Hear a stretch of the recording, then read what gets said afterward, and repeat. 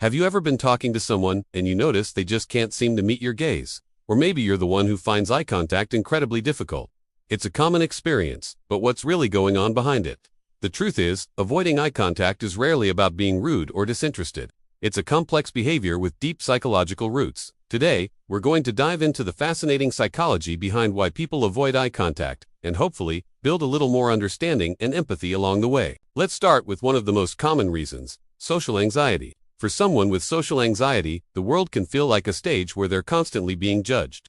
Eye contact is particularly intense because it feels like a direct spotlight. It's a two-way street of information. You're seeing them, but they feel like you're seeing right asterisk through asterisk them, scrutinizing their every flaw.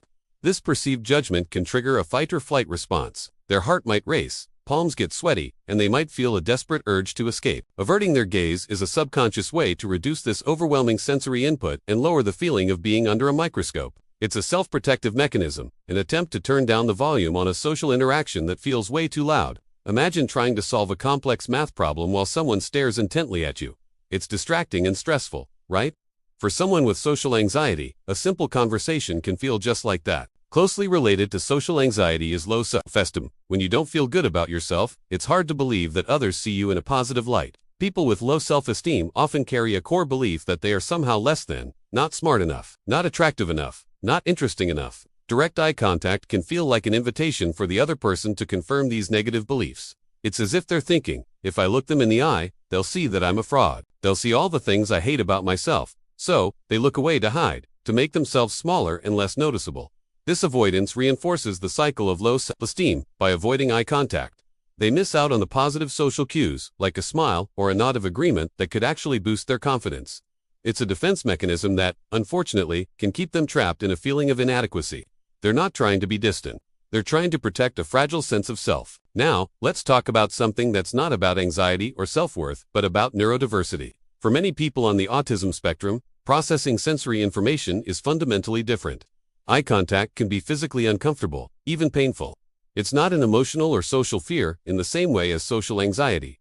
It's a sensory processing issue. Imagine the input from someone's eyes, the micro-expressions, the shifting focus. The emotional data is like listening to a dozen radio stations at once, all at full volume. It's just too much information to process simultaneously while also trying to listen to what the person is saying, formulate a response, and manage their own body language. To cope, many autistic individuals will look away, often focusing on a person's mouth or a neutral spot nearby. This allows them to filter out the overwhelming visual data from the eyes so they can concentrate on the auditory information, the actual words being spoken. It's an incredibly practical strategy for effective communication. So when an autistic person avoids your gaze, they might actually be trying to listen to you more effectively. Culture also plays a huge role in how we use and interpret eye contact. In many Western cultures, like the United States and the UK, direct eye contact is seen as a sign of honesty, confidence, and attentiveness. If you don't make eye contact, people might assume you're hiding something or not paying attention. However, this is not a universal rule. In many East Asian and Middle Eastern cultures, as well as some indigenous communities, prolonged eye contact, especially with elders or authority figures, can be interpreted as disrespectful, aggressive, or a challenge to their authority. It's a sign of humility and respect to avert your gaze. This can lead to major misunderstandings in cross-cultural interactions. A person from a culture where eye aversion is polite might be seen as untrustworthy by someone from a culture where direct gaze is the norm. It highlights how much of our social behavior is learned, not innate. It's a powerful reminder that our own cultural lens isn't the only one. Have you ever looked away when you're trying to remember something or think through a complex idea?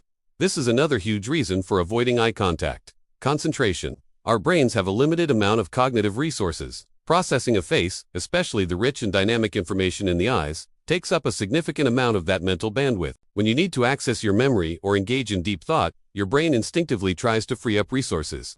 It does this by cutting off external sensory input, and the easiest and most information-rich input to cut is eye contact. This is why you'll often see people look up at the ceiling or down at the floor when they're trying to recall a name or explain a difficult concept. It's not about you.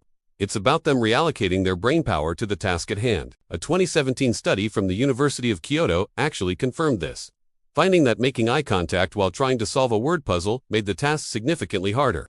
So, looking away is literally a way to think more clearly.